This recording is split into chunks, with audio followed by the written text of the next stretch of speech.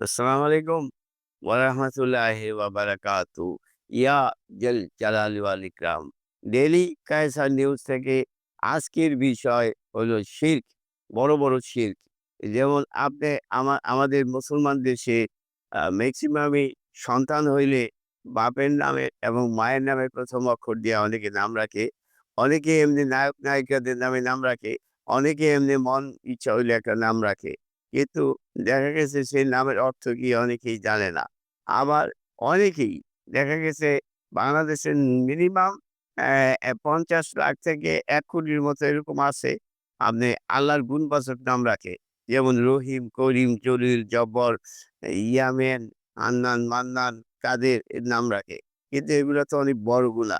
যেমন রহিম রাইখা রহিম করে ডাক দেয়, করিম রাইখা করিম ডাক দেয়, বিকৃতি বলে ডাক দেয়। এগুলা আমাদের মসজিদ থেকে বা আমাদের ইসলামিক এ থেকে এগুলা প্রচার করা দরকার। এই গুনাহগুলো অনেক বড় গুনাহ। বলতে হবে আব্দুল রহিম, আব্দুল করিম, আব্দুল জলিল, আব্দুল জব্বার।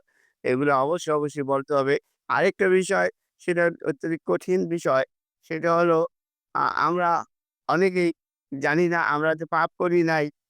আমার মৃত্যুর পর দেখা গেল আমার আমার ইয়ের মধ্যে অনেক পাপ জমা হয়ে গেছে। কারণ আমি এমন মানুষের তদবির করছি, সুপারিশ করছি, সেই লোকটা খুন করছে, অপরাধ করছে, পাপ করছে, সে পাপের গুলা আমার গায়ে পড়ছে। কিন্তু আমি আগে জানতাম না।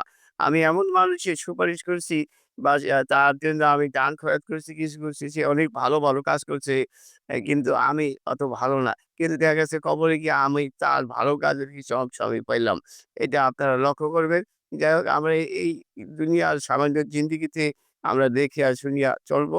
আমাদের ওই সেই যে সফরের পর যে আসল জীবন, যে পরকাল সেখানে যেন আমরা জান্নাতবাসী হই, সেজন্য সবাই একান্তভাবে কামনা করব।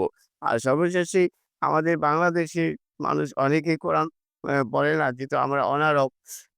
আমরা কোরআনের ভাষা আমাদেরকে পাঠ্যপুস্তকে অন্তর্ভুক্ত হওয়া দরকার। আর বাংলা, ইংরেজি, আরবি পাঠ্যপুস্তকে অন্তর্ভুক্ত হওয়া দরকার। আর আমরা সবাই যেন কোরআন অর্থ সহকারে জানি। তাহলে কি হলো? আমরা অনেক কিছু জানতে পারবো। যে কোরআনে অর্থ সহকারে জানে সে অনেক কিছু জানে। কোরআন হলো আমাদের সংবিধান। আপনারা ভালো থাকুন, সুস্থ থাকুন এবং প্রতিদিন ২ পাতা করে অর্থ সহকারে কোরআন শরীফ পড়ুন। থ্যাংক ইউ, ধন্যবাদ। ইয়া জাল জালালি ওয়াল ইকরাম।